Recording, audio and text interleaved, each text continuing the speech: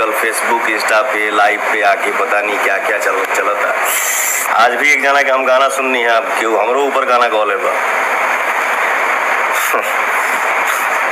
अच्छा बेटा, मान लो तुहार पवन सिंह के गाड़ी दे के तुहार अगर मन में खुशी होता तो के गुदगुदी आवता कि हमने आज तो तीर मार दिया पवन सिंह को गाली दे के।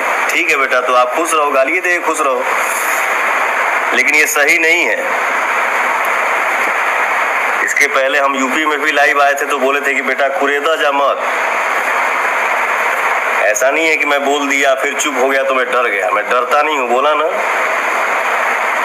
ऊपर वाले, माता पिता, गुरु और हमारा ऑडियंस, बाकी किसी की ताकत नहीं है जो पवन सिंह को डरा दे। ये नहीं है कि मैं कुछ और हूँ, मैं सिर्फ और सिर्फ कलाकार ही हूँ। लेकिन हाँ, आप लोग ऐसा माहौल रखिए कि हम सब मिलजुल के रहें, हंस खेल के रहें। हम तो इस सब के चक्कर में ना रहीला, लेकिन आदमी कितना दुर्भागी, कब तक चुप रही।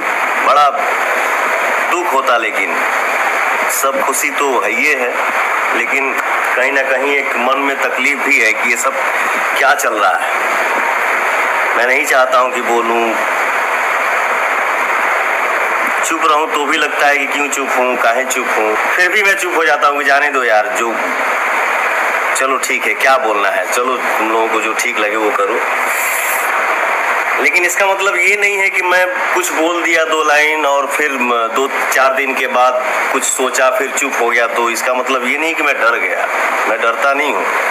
आप लोग ऐसा माहौल बनाइए कि चाहे हम ही क्यों ना हो, चाह के भी कुछ ऐसा काम ना करें जो वो मतलब शर्मिंदा हो। काम हम लोग ऐसा करें जिससे सबको खुशी मिले।